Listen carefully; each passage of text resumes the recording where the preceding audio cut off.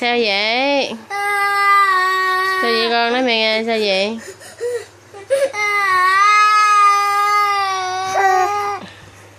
Sao vậy?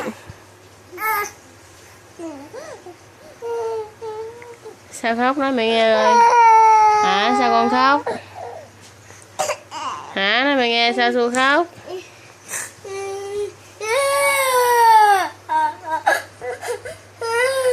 Sao vậy? Sao con khóc?